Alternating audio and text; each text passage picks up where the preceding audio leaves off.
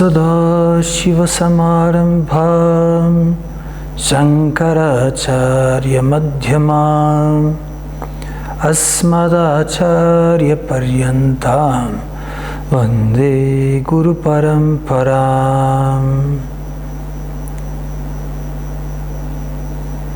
Vedanto Jnana Diposti Tamo Nashana Kridyatah Samsara Moksha Kritchaiva Vedantaya Namo Namaha.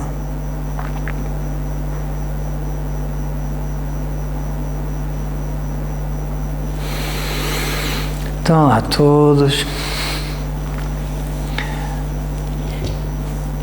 Antes de mais, quero lembrar a todos vocês aqui, e aos que vão ver esta gravação depois, que, tal como eu tinha dito na aula passada, a promoção, que são 2 cursos, não é? A Bhagavad Gita e o Tattva Buddha, vai entrar em vigor a partir de hoje e vai ficar lá durante 7 dias, portanto até dia 9.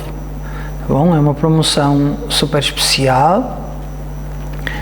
Há alunos que já fizeram o curso da Gita e o curso da Tattva do Tattva Buddha e outros estão a estudar as aulas regulares e também já fizeram outros cursos e eles, assim como eu, vão dizer a pés juntos e com voz firme que esses 2 cursos juntos são completos por si só. É um curso introdutório e depois um curso tremendamente profundo, que é o da Bhagavad Gita. E então, aqueles que quiserem estudar a sério, indo ao seu ritmo, assistindo às gravações, podem fazê-lo. Aproveitem esta oportunidade, está bem? Porque provavelmente não vai acontecer mais. Bem, então vão lá ao site ou então enviam um e-mail para saber os pormenores. O pagamento pode ser parcelado para aqueles que têm mais dificuldade.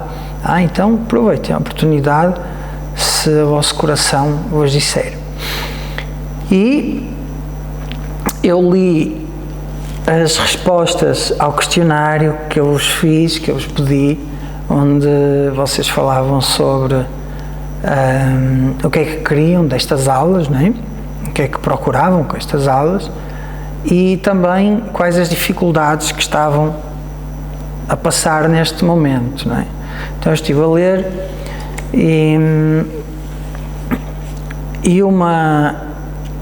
e selecionei assim algumas perguntas que eram recorrentes. E isso dá um senso de comunidade, não é? Afinal, não sou só eu que tenho estes problemas e não sou só eu que estou a passar estas dificuldades, não é? Há mais pessoas assim? Sim, tá?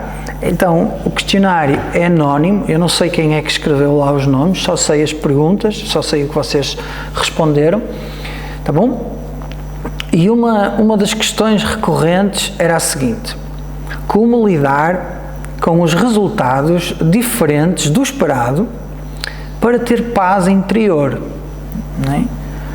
Então, o que fazer quando as coisas não correm como nós gostaríamos que corressem, ou como nós esperávamos que corressem, não é? Então, antes de mais, temos que entender algo que é fundamental, a partir do qual depois nós podemos avançar nesse entendimento de como lidar com o mundo. Basicamente é isso.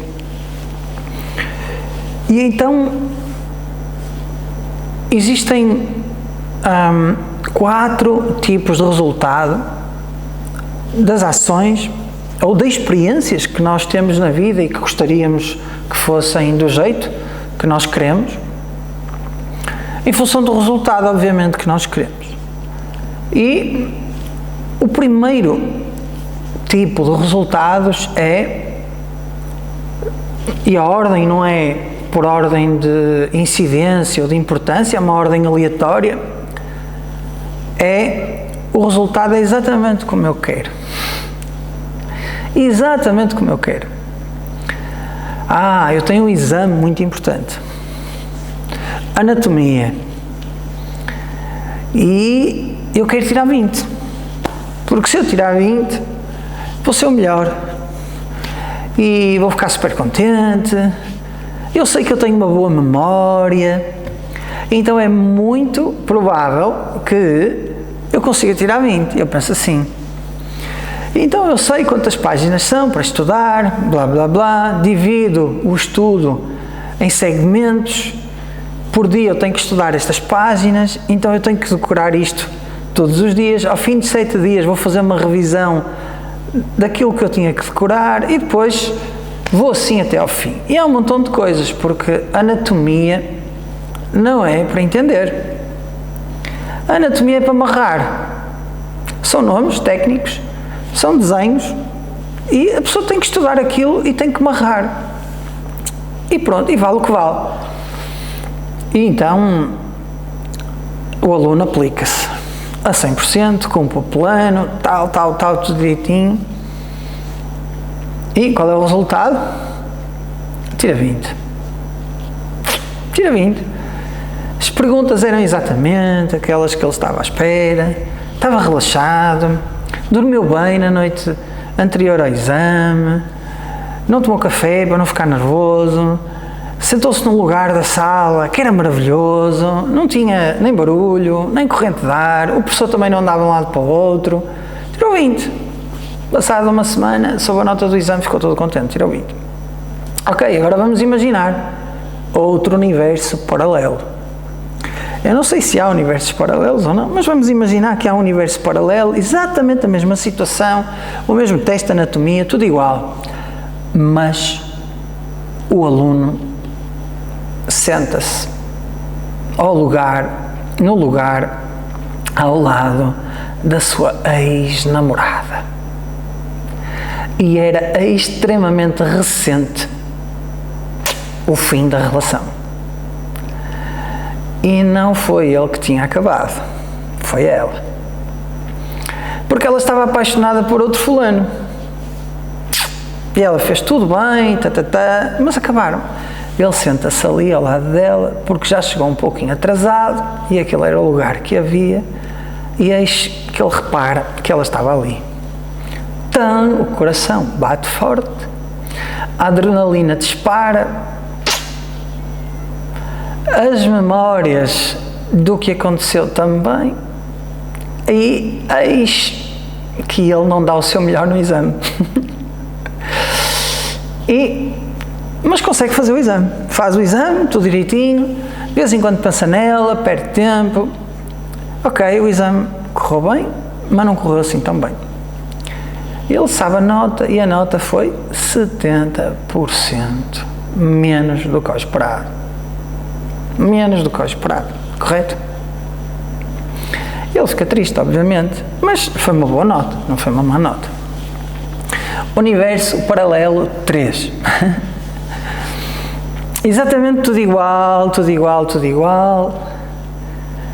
Ele está na paragem do autocarro ou do metro para apanhar o transporte, para ir para o exame, e passa um amigo dele. Olha, vais para o exame? Oh, queres boleia? Quero. Tão bom que vamos chegar mais rápido. Pois, essa ideia de que vão chegar mais rápido, não é? É previsível. O inesperado é previsível. E, pumba, tem um acidente de carro. E o condutor é o culpado e tem que ficar ali porque a senhora fica muito nervosa onde eles bateram, a ambulância vem porque a senhora precisava de se acalmar, blá blá blá, veio a polícia, aquilo demorou muito tempo. Conclusão, falharam o exame. Nenhum dos dois foi ao exame. Tivesse ele recusado a boleia, talvez tirasse 20% ou 70%, não sabemos, não é? Conclusão, resultado totalmente diferente do esperado. Não se estava à espera. Ficou muito triste, obviamente, mas ainda há a segunda chamada. Pronto, vai à segunda chamada. Universo paralelo 4. Não é? Ele vai ao exame, corre tudo direitinho, senta-se num lugar. Desta vez a ex-namorada dele não foi à segunda chamada. O exame corre direitinho, ele tira 100%. E quando ele vai ver as notas lá na faculdade, descobre que é 100%. Chamam por ele. A direção chama por ele, direção pedagógica. E não é que ele recebe um convite para estagiar como professor estagiário naquela faculdade, porque ele tinha boas notas a quase tudo. Resultado muito melhor do que o esperado. Estão a entender? Então, 4 tipos de resultados podem surgir no nosso dia-a-dia. Qual é a probabilidade de surgir um, surgir outro? Sabe Deus qual é? Quem sabe? Uma matemática simples é 1/4, 25% para cada um. Uma matemática simples, não é? Agora, um astrólogo certamente saberá que num trânsito difícil a probabilidade de alguma coisa correr mal é bem maior. Então, não podemos dizer assim, esta é a probabilidade. Não, temos 4 tipos de resultados, igual, inferior, totalmente diferente e superior, melhor do que o esperado, não é? E a vida é isto. Mas uma coisa é certa, melhor do que o esperado é raro. É raro. Acontece muito raramente. Igual, também é raro. É raro. Mais comum parentam ser os outros dois, menos do que o esperado, ou às vezes totalmente diferente, não é? Eu comecei um relacionamento amoroso, ele era tão bonito, e vestia bem, parecia um cavalheiro, mas a relação ao fim de um ano virou tóxica. Quem iria adivinhar? É incomum ou comum? É extremamente comum, muito comum, acontece frequentemente. E então, esta visão de como a vida é imprevisível e de que aquilo que nós realmente queremos nem sempre, muitas vezes não acontece, já é um princípio para nós podermos aceitar melhor o facto de aquilo que é inesperado ser inevitável. Irá acontecer, cedo ou tarde, irá acontecer. Sabemos quando. E isto dá-nos uma certa maturidade. Ok, as coisas geralmente correm mal se houver margem para elas correrem mal. Certo? Então isto prepara-nos para um universo de possibilidades dentro destes 4 tipos de resultados, os quais nós temos que navegar e os quais nós temos que transpor. Então, esta é a visão pragmática, que é equipa-te com a sabedoria de que as coisas têm estes 4 tipos de resultados, a vida é feita assim.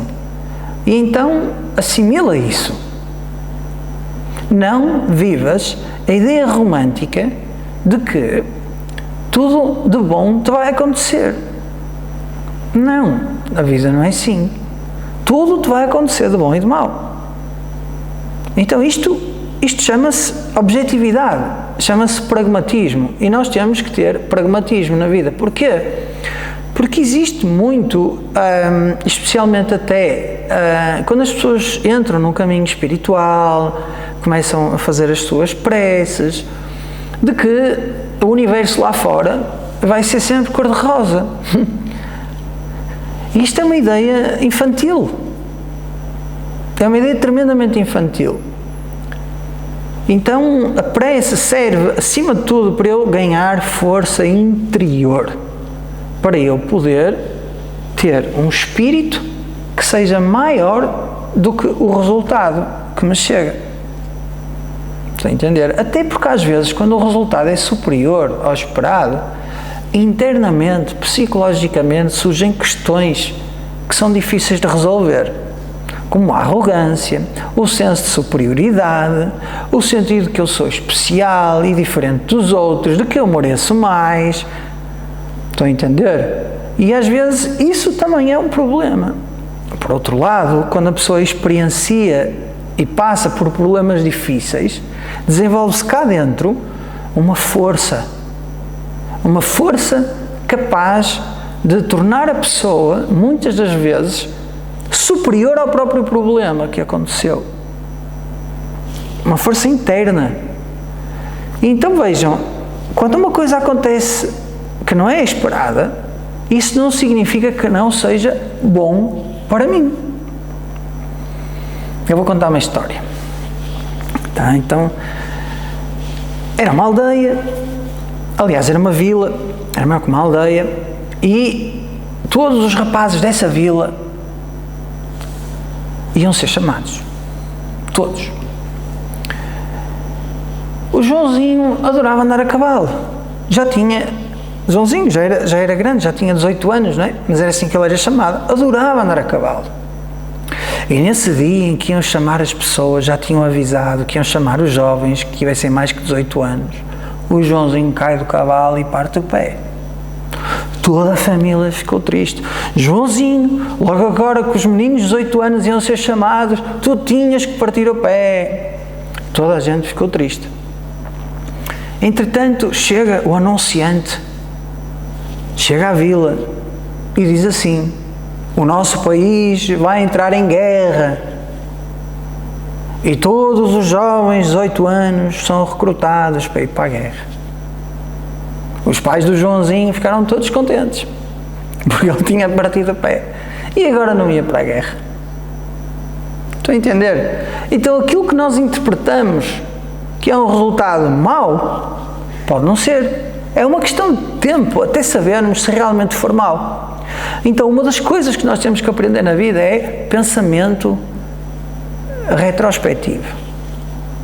Olharmos para as nossas situações más, nós consideramos más, e entender, lembrar que lições a gente aprendeu. O que é que isso trouxe de bom para mim? E depois olhar para as coisas boas que nos aconteceram e entender se isso me fez crescer mais ou menos. E ver que provavelmente crescemos igual. Crescemos em igual medida. Então esta é uma forma de nós treinarmos e habituarmos a nossa mente a pensar de determinada forma. Porque a nossa mente tem a capacidade de se habituar a pensar de determinada forma. E isso é que se chama maturidade. É cada vez pensarmos com mais clareza e cada vez conseguirmos tomar decisões melhores e lidar de forma mais equilibrada com o que surge. Então é muito importante, não é? Isto. Então isto é algo que nós podemos fazer aqui e agora. Depois existe toda a oração que cada um tem que fazer. E nesta oração o que é que eu peço? Eu peço sabedoria para escolher. E ao mesmo tempo reconheço a minha humildade de não saber o que é melhor para mim. Como é que a pessoa sabe o que é melhor para ela se ela não é toda sapiente? Como é que eu sei qual é o melhor caminho para mim se eu não sei qual é o fim? Se eu ainda não fiz o meu caminho todo, como é que eu sei qual é o melhor caminho? Se eu ainda não sei a história da minha vida, como é que eu sei qual é a melhor decisão? Eu só poderia saber qual era a melhor decisão para mim, tivesse eu já vivido a minha vida toda, estudado o que foi a minha vida, regressado atrás no tempo, ou viajar para outro universo paralelo, e então decidir. Mas mesmo assim, tomando novas decisões, eu nunca iria saber qual é o fim. Então só há uma entidade superior que sabe o fim de tudo, que é o Espírito, o grande Espírito, o Ser Universal, Ishvara. Então a minha oração é, que é a oração mais sincera, eu realmente não sei o que é melhor para mim. Então ajuda-me a decidir, tu que sabes o que é o melhor para mim, e tu que sabes que o que eu quero é crescer espiritualmente em termos de maturidade. Então guia-me na minha tomada de decisão, momento a momento, dia após dia. E é por isso que nós fazemos um mantra pessoal. É por isso que nós nos sentamos 1 hora, de forma regular, se não for todos os dias, sempre que possível, fazendo o nosso mantra. É o mínimo. E há uma escalada. A puja. Puja é um ritual de reverência, onde oferecemos várias coisas. Há preces específicas para isto e para aquilo. Mas, acima de tudo, dá-me a orientação para eu saber escolher. Porque eu não sei o final do caminho. Não é?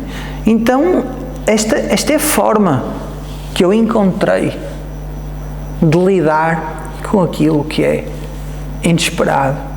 E para mim tem resultado. A vida já me tirou o tapete muitas vezes, continua-me a tirar o tapete, e sabem uma coisa? Vai-me continuar a tirar o tapete. Porque a vida tira o tapete a toda a gente. Assim que uma lição está ganha, está aprendida, como aqui o Paulo está comprometido com o seu crescimento, então o universo encarrega-se de fazer o Paulo crescer e tira-lhe o tapete outra vez. E ok, mais um desafio, mais uma forma de eu pensar melhor, mais uma forma de eu crescer.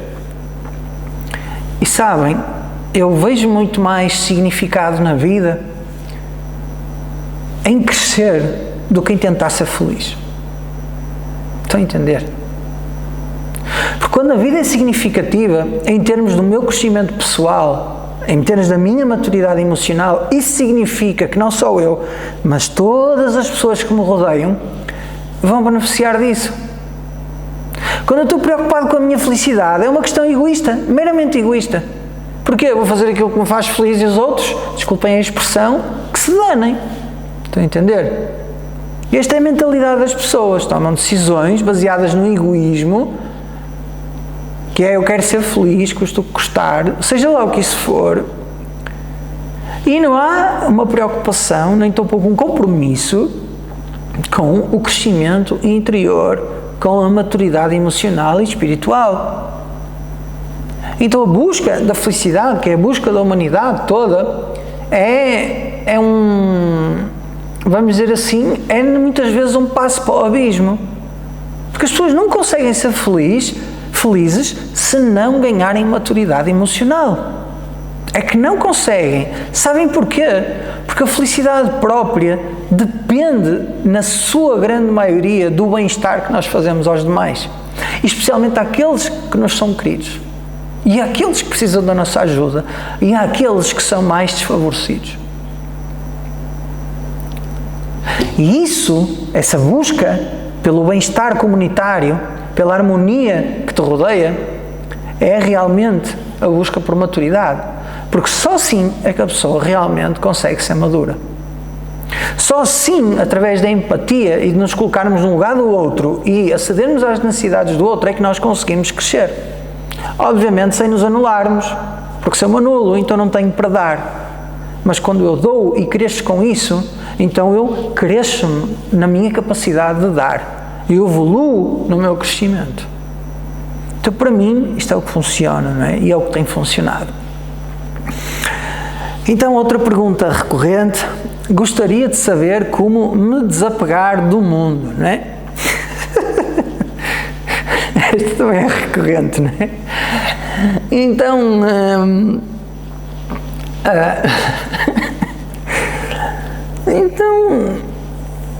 então reparem, mesmo um sadhu é um renunciante, um monge renunciante, não é? O que é que ele faz? Ele renuncia ao mundo, não é? E para onde é que ele vai? Vai para um sítio qualquer, não é? Onde é que é esse sítio? No mundo, não é? Ele quer renunciar ao mundo dentro do mundo e encontra o quê? O seu mundo. O que é o seu mundo? Uma gruta. Senta-se embaixo da figueira da Índia, sei lá, encontra um ashram. Um ashram é como se fosse um mosteiro indiano, para onde ele vai, não é? Então reparem, a primeira lição: é impossível fugir do mundo, porque por onde quer que tu vais, o mundo está lá porque tu estás no mundo, ok? As pessoas que fogem do mundo físico, a que nós chamamos música externo, mundo externo, para onde é que vão? Para o seu mundo interno. Então, não é? Quando tentas fugir do mundo externo, acabas sempre no mundo interno. Quando tentas fugir do mundo interno, acabas sempre onde? No mundo externo. Tá? Então não há como fugir ao mundo. Estás no mundo e vieste para ficar. Só há uma forma de fugir ao mundo, que é moksha. Moksha é o quê? A libertação, que vem através do conhecimento, que é conhecido por muita gente como a iluminação. É a única forma. Porquê?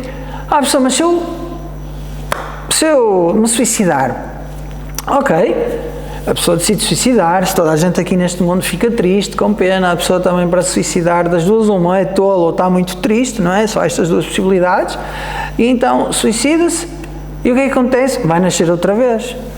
Aonde? No mundo. Neste mundo? Não sei, no mundo vai nascer outra vez, por força dos seus karmas. Então gerou mais karma. Então vejam, o mundo é uma constante. Não há como sair do mundo a não ser estudando Vedanta, ganhando o conhecimento e ganhar a iluminação, libertar-se do sofrimento. É a única solução. Agora a questão aqui é como é que eu me vou desapegar desse mundo? Não é? Vejam, outra vez um monge, ele acha que este mundo aqui é um mundo de doidos, não é? A sociedade desenvolvida, as pessoas só pensam em dinheiro, comida, relações, festa, e ele não quer nada disso. Porquê? Porque ele decidiu que é uma pessoa espiritual. Então, como é uma pessoa espiritual, para onde é que ele vai? Para a sua gruta, para o seu mosteiro, não sei onde. E o que é que acontece? Ele entra na gruta e, obviamente, estão lá mais alguns fulanos que pensam como ele, ou de forma parecida. E está muito escuro numa gruta, geralmente, até que os olhos se habituem, ele não consegue descobrir um lugar. Até que ele encontra lá um lugarzinho na gruta. E põe lá a sua mantinha, senta-se lá. Senta-se lá, 1 hora, 2, 3, sai. Sai, precisa de comer, não é? Onde é que ele vai? Buscar comida, a quem a dá, porque um monge não tem comida, nem pode fazer comida tampouco, tem que comer a comida que lhe dão, não é? Chama-se biksha. Essa comida que eles pedem chama-se biksha. Ok, ele sai uma vez por dia para ir comer à hora do almoço e depois volta para a gruta e passa-se um ano. Passa-se um ano e naquele ano aquele sempre foi o lugarzinho dele dentro da gruta. Aquela sempre foi a mantinha que ele usou dentro da gruta. Mas um dia após esse ano, outro sadhu, pensando como ele, encontra aquele lugar vazio, já com uma mantinha, e decide sentar-se ali, porque ele não tinha mantinha. E quando o outro chega, o que é que ele diz? Olha, esse lugar é meu. Meu é posse, é apego.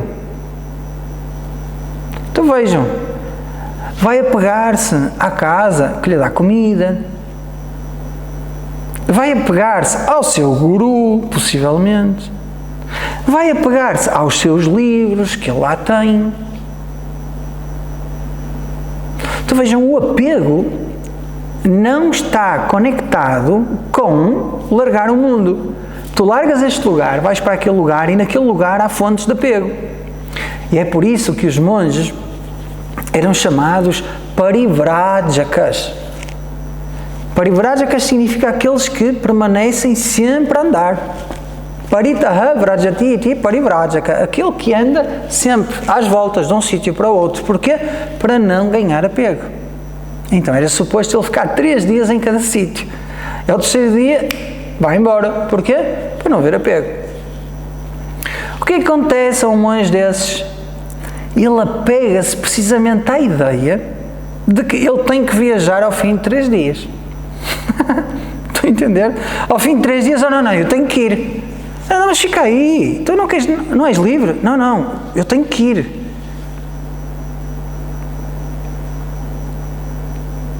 Vejam, apegar-se à ideia de que eu tenho que ser desapegado é apego, ou não é? Onde é que está o desapego no apego à ideia de que eu tenho que ficar desapegado? Não existe. Estão a ver? Então, enquanto a pessoa nutrir a ideia de que tem que ser desapegada, então ela ainda está apegada a essa ideia. Estão comigo? Então, desapego realmente é olhar para as coisas do mundo, entender a utilidade das coisas do mundo, usá-las e estar pronto para lidar com a partida delas. Quando elas têm que partir. E estar pronto significa também entender que há algum tipo de emoção que precisa de ser vivida quando alguma coisa vai embora da minha vida. Pode ser uma pessoa, um animal, pode ser alguma coisa que deixou de ser como é, e essa emoção tem que ser vivida. Ok? O que é o apego? Vejam bem agora.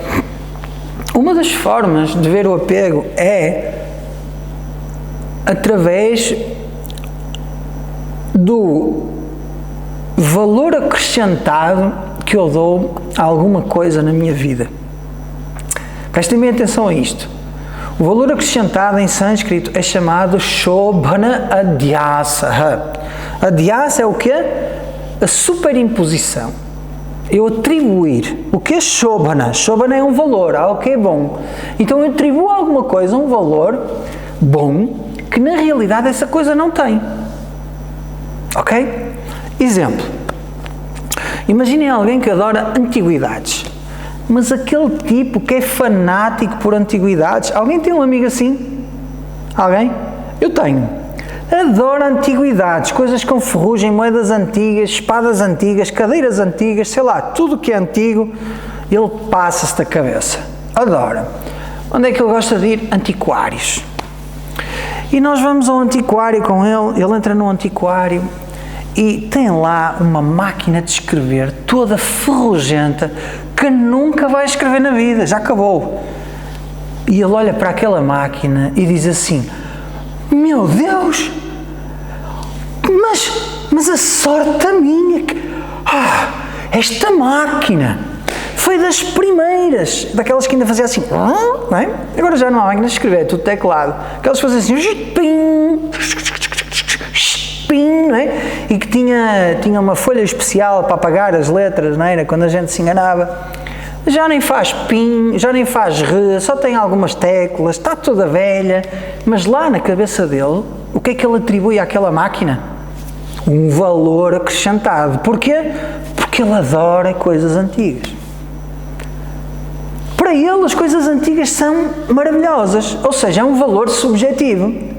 É um valor subjetivo. Aquela máquina vale realmente aquilo? Para mim não. Porquê?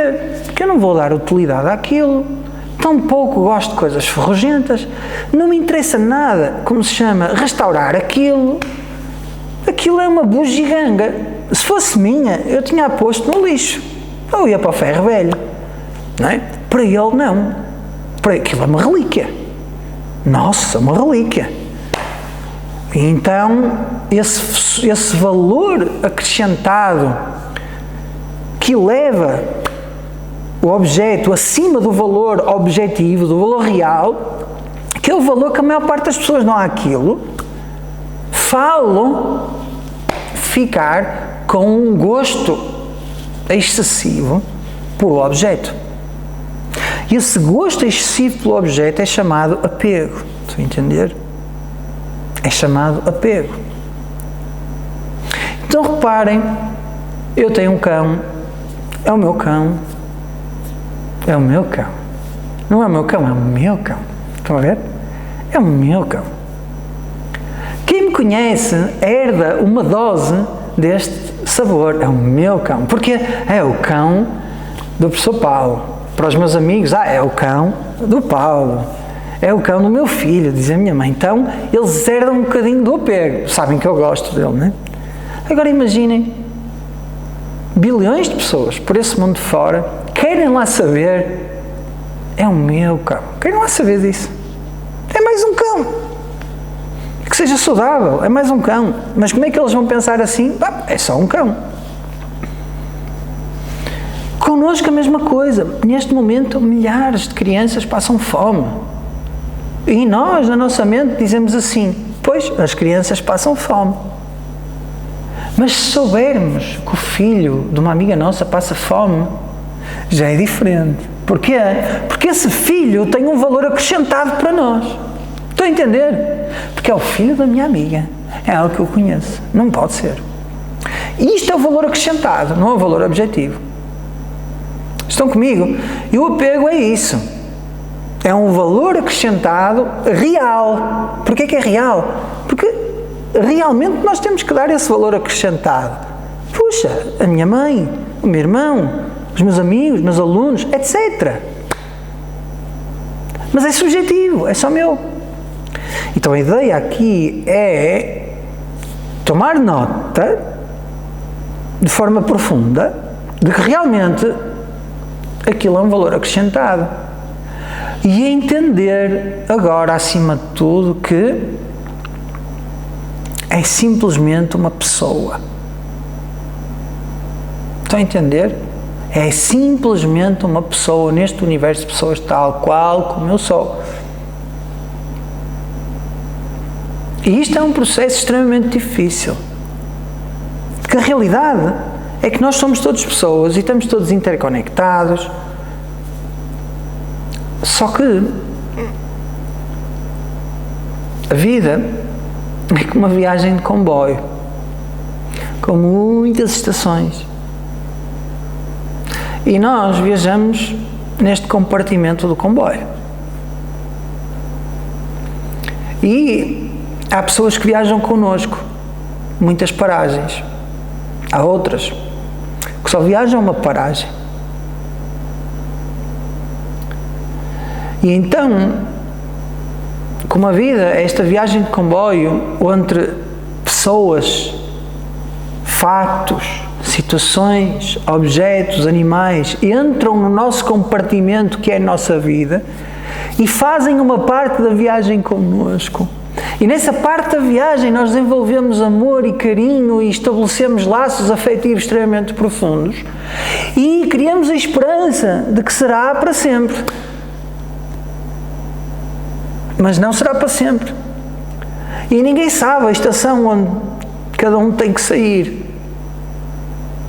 Estão a entender? Então, existe sim um valor acrescentado, é inevitável, para a grande maior parte das pessoas, que este acrescento, esta sobrevalorização aconteça, mas não podemos evitar, a nenhum custo, de entender que a vida é uma viagem de comboio e que as pessoas vão entrar na nossa vida, permanecer algum tempo, e cada uma vai sair quando o seu percurso de vida estiver acabado, na estação que tem que sair. E isto é uma grande lição para todos nós. E então, em vez de estarmos apegados, que é, no fundo, a tentativa de reter as coisas que nós gostamos para nós, então que nós possamos ser devotos e de dar às pessoas que fazem parte da nossa vida o melhor que nós temos para dar. Em vez de tentarmos agarrar.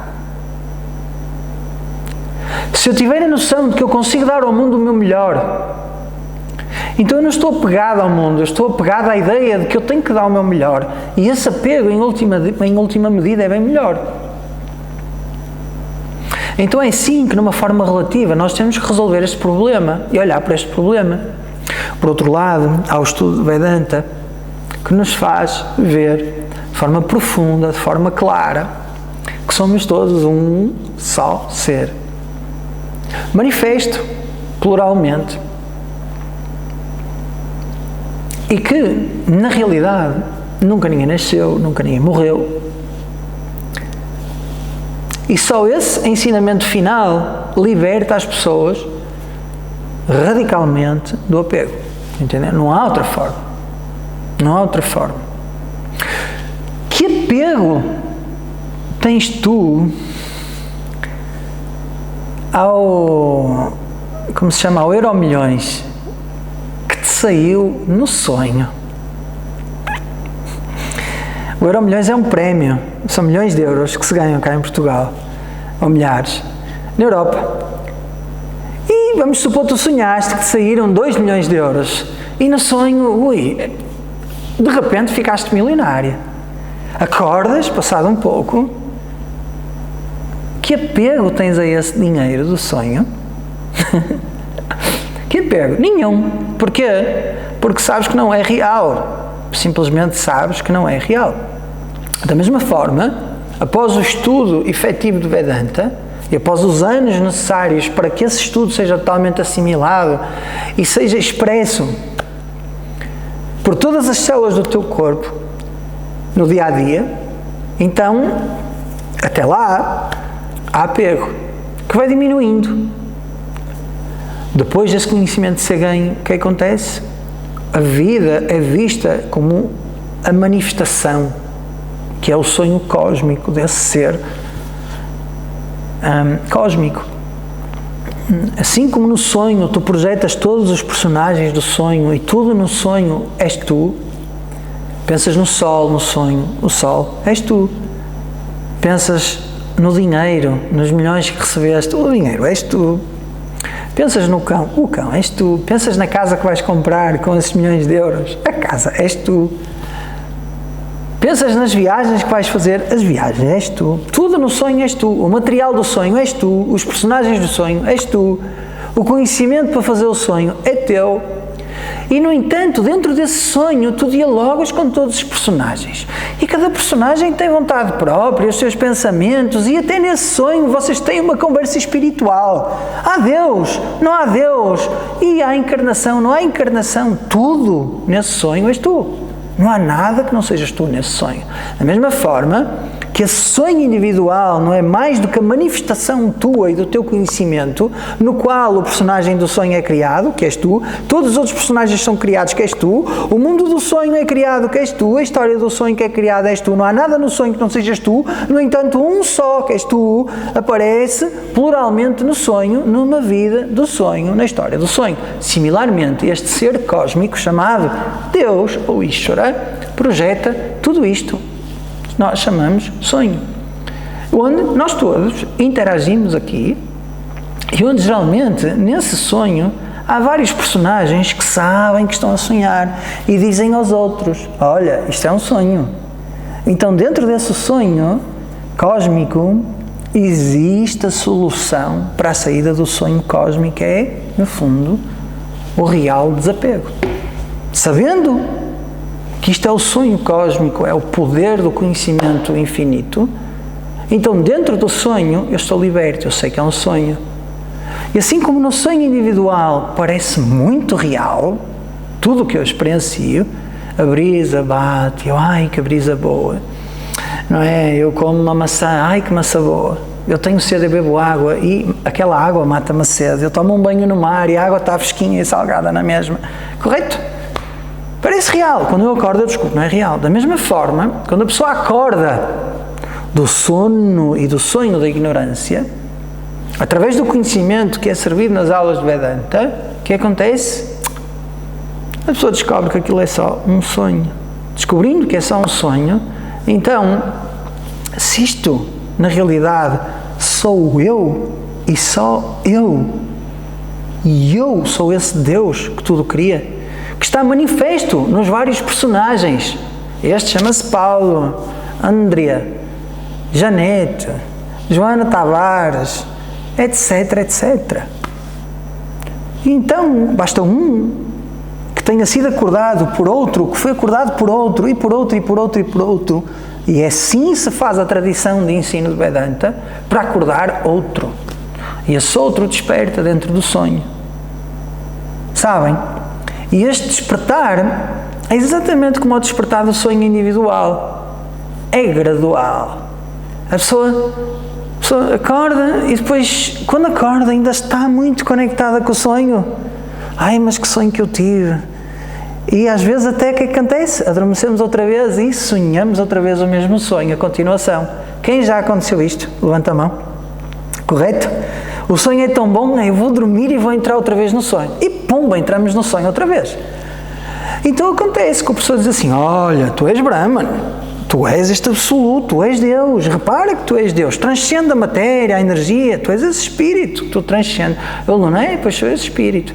Mas sabem, a vida é tão boa, o samsara é tão bom, os apegos são tão bons de ser vividos que o aluno, pumba, volta a sonhar outra vez. Até que a pessoa, acorda. E assim vai, não é? Há a tendência a deslizar para o sonho do samsara. E o professor o que é que faz?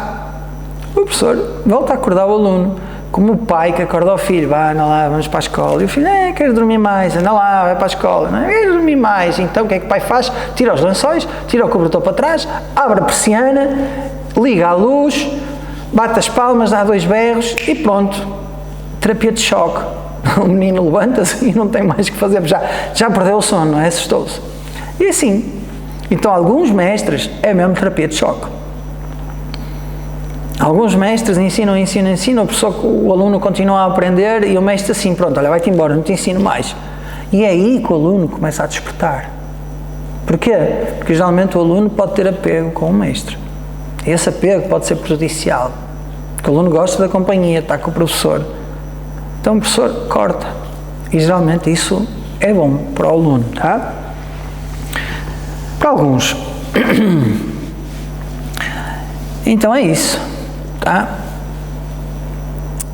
Como superar a ansiedade e o pânico? Este é outro tema recorrente também, não é? A ansiedade, assim, daqui quem é que tem esse problema, ansiedade e pânico? Ok, tá? Eu tenho certeza que mais alguém, mas pronto, não quis levantar a mão e manteve o anonimato. Ok, então, uma resposta prática, não é? A resposta prática é, primeira coisa, atividade física, tá?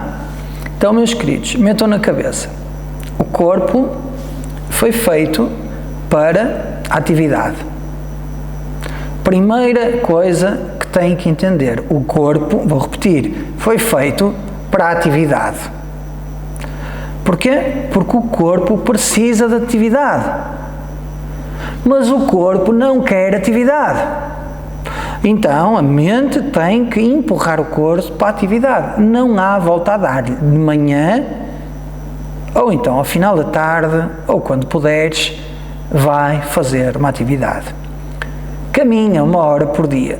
Mas não é caminhar assim ao telefone, depois parando. Não, comer uns amendoins, não. Andar. Andar significa, ao final dessa hora, vai ter que haver suor. O corpo vai ter que suar. O coração vai ter que bater pelo menos a 110, 120 batidas por minuto. Tá? 1 hora. Andar 1 hora. Quem gosta de correr, 15 minutos, meia hora, de forma suave, obviamente. Não vamos começar já a fazer um exercício forte. Não. Por que eu digo fazer exercício? Vejam, nós somos animais.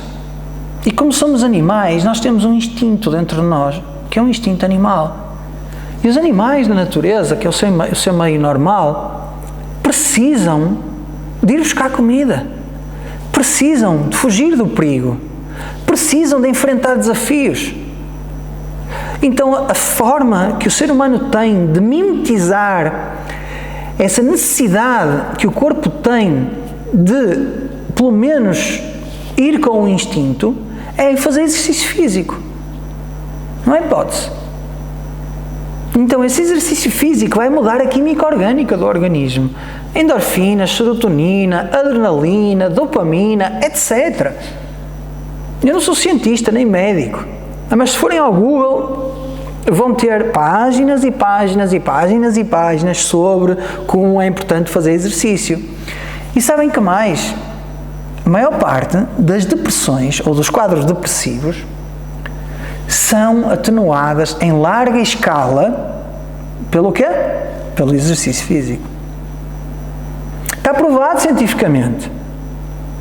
E a ansiedade é um sintoma de que alguma coisa não está bem no organismo. Já aconteceu comigo, de certeza com muitos de vocês. Vamos correr, vamos fazer um exercício físico, andar de bicicleta, e estávamos um pouco tristes, estávamos um pouco ansiosos, um pouco insatisfeitos. Terminamos o exercício físico, tomamos um banho, comemos, e de repente há uma calma que se instala por 3, 4, 5 horas até ao final do dia. Estão comigo? Levanta a mão, quem está comigo? Então estão a ver? Levantou mais a mão de quem sabe que este problema é resolvido com desporto do que quem realmente tem este problema. Então, se a preguiça é um problema, então, se a preguiça para fazer desporto é um problema, então eu acho a preguiça um problema mais importante do que a ansiedade. Então, desculpem a expressão, levanta a peida e vai correr e vai andar, ou vai fazer bicicleta, desculpa a expressão, tá? Não há desculpa. Mas eu tenho filhos, leva o filho. Mas não sei quem. Não interessa, não tens meia hora por dia. Não vejas Netflix. House of Dragons, não vejas, vai andar. Não vejas filmes de terror, se calhar estão diretamente relacionados com a ansiedade. Filmes de relacionamentos e coisas assim podem estar relacionadas com a ansiedade. Porquê? Porque no filme de relacionamentos amorosos ele traiu ela e eu não lido bem com as traições e aquilo está a acontecer no filme. E o que é que acontece ao meu subconsciente? Começa a mimetizar aquilo. Então tenham cuidado com a comida dos 5 sentidos que vocês recebem, não é só o paladar. Tenham cuidado com as histórias que vocês, com as conversas que vocês têm. Tenham cuidado. Não se esqueçam, o corpo é animal, o corpo é instintivo e a única forma de nós regularmos isso é através do exercício. Tá? Primeiro passo. Segundo passo, yoga. Por yoga eu digo algumas posturas físicas que têm com vista não só melhorar a energia do corpo, mas também a melhorar especificamente certas partes, certas glândulas que nós temos no nosso corpo, certos centros energéticos que precisam de ser abertos de vez em quando. Tá? Porquê que uma pessoa deprimida geralmente é curva? Fecha-se no peito. Porquê? Precisamente porque o peito dela está assim. Então começamos a abrir o peito.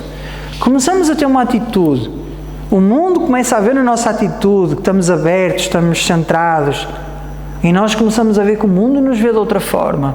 Então estão a ver, a minha linguagem corporal, ela afeta a forma como o mundo me vê.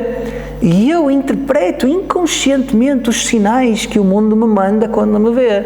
E o que acontece é um ciclo vicioso. Quanto mais deprimido eu estou, mais o mundo me vê como deprimido, mais me rejeita, porque ninguém quer estar à beira de uma pessoa só se queixa e é deprimida e que vê que a vida é preto e branco, e então mais a pessoa se fecha, porque mais vê que ninguém quer, não é, conviver com ela. Então temos que criar um movimento oposto. O yoga ajuda realmente a harmonizar as glândulas do nosso centro energético, do nosso corpo, que sabem que mais estão intimamente ligadas com os centros energéticos do yoga, chamados chakras.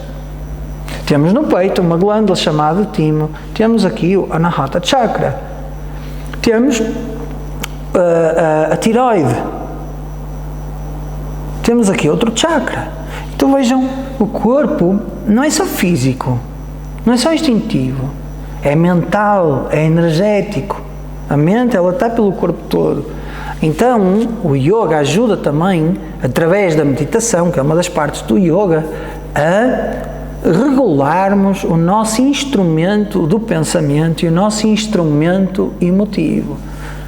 Estão a entender? E então as pessoas têm que aceder a esse conhecimento, que é o conhecimento de como usar de forma íntegra, de forma interconectada, corpo, mente e energia.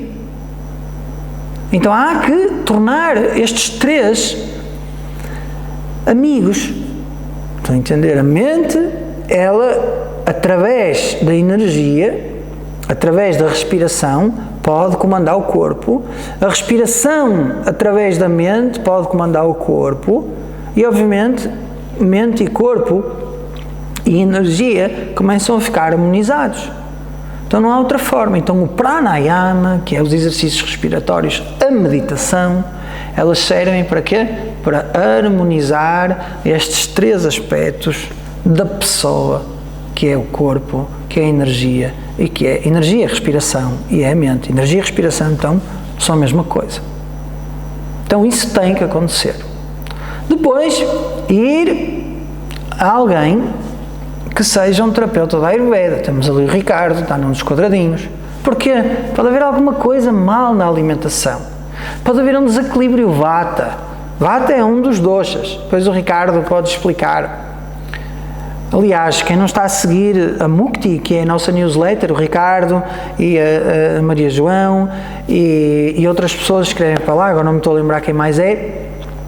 Eu escrevo, obviamente, e lá temos artigos da Ayurveda, artigos de astrologia, e o Ayurveda, neste caso, pode ajudar a equilibrar o corpo, mente e personalidade, através da alimentação, através de certos medicamentos, ervas e outras coisas afim, tá? Então, às vezes basta uma pequena correção nos hábitos alimentares da pessoa, nos hábitos de sono, para que essa ansiedade diminua. Professor, eu tenho muita ansiedade e dormes bem? Não, só durmo 4 horas. Há quanto tempo? Há 2 anos que eu só durmo 4 horas por dia.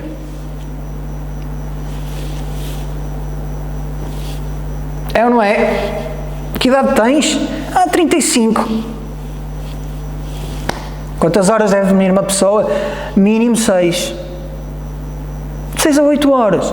Ok, uma vez dormiu 4 horas, nesse dia dorme uma sesta. Porque se houver a possibilidade de aumentar, não é, vamos dizer assim, a inércia do corpo, o descanso, então a ansiedade também diminui. Então vejam, há muitas formas aqui de combater a ansiedade. E sabem que mais? Está ao teu alcance. Não sejas preguiçoso ou preguiçosa, faz. Tá? Não, eu ficava mais zangado comigo por ser preguiçoso do que por ser ansioso. Aliás, eu acho que eu ficava ansioso se eu fosse preguiçoso. Não entenderam? Nossa, não sejam isso, né?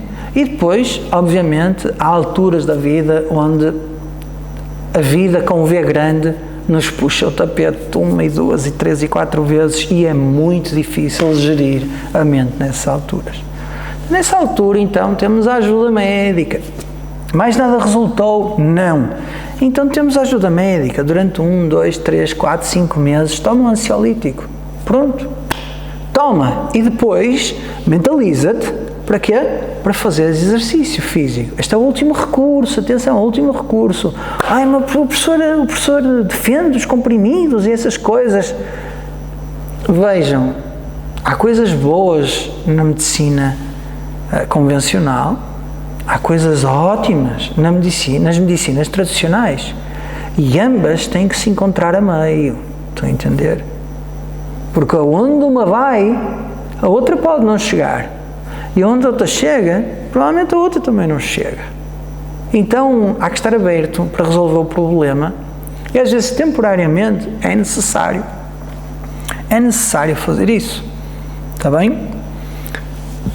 E às vezes o pânico e a ansiedade são manifestações de coisas antigas que aconteceram em criança e que durante, vamos dizer assim, o processo espiritual encontram a pessoa já com uma certa dose de maturidade, encontram uma pessoa que quer continuar a crescer e então o Criador, Deus, diz assim, ela está pronta, está pronto. Que ela agora consiga lidar com essas questões de criança para ver se está o próximo passo. Estão a entender? E essas coisas vêm. Para quê? Para nós lidarmos com elas. Então, vais a um psicólogo, a um terapeuta, vais a um médico da Ayurveda, como o Ricardo, que ali está, encontra a solução. Mas mexe o teu corpo, levanta a peida e faz alguma coisa de físico pela tua vida. Desculpem a expressão, mas é mesmo assim. Vai. O corpo foi feito para mexer. Mas eu não gosto. Então pronto, então fica com a ansiedade. Também não gosto. Então não me perguntes mais pela ansiedade. Fechou a resposta. Esta é aquilo em que eu acredito, é aquilo que eu uso na minha vida. E esta é a solução para a maior parte das pessoas. Então está nas tuas mãos a resposta. Amanhã, calça as sapatilhas, põe uma roupa confortável e experimenta andar 1 hora a pé. A passo acelerado. Põe uma música que tu gostes. E depois no fim, explica o que aconteceu. Faz isso 1 semana, explica o que aconteceu. Faz isso 1 mês, explica o que aconteceu. Experimenta fazer um uma consulta da Ayurveda, muda algumas coisas na tua vida, provavelmente a primeira coisa que ele vai dizer, cafeína, na tua vida, então vais ter que tirar. Tomar 3 cafés por dia só dá ansiedade, mais nada, estraga os rins, estraga o sono, blá blá blá blá blá blá, e pronto. E provavelmente é capaz de dar um substituto para o café, que consiga dar um certo estímulo, mas que não seja tão prejudicial como o café. Então, temos mais perguntas ainda, não é? Mas por hoje ficamos assim. Om Purnamadav Purnamidam Purnat Purnamudachyate Purnasya Purnamadaya Purnameva Vashishyate. Om Shanti Shanti Shanti. Hari Om Shri Gurubhyo Namaha. Hari Om.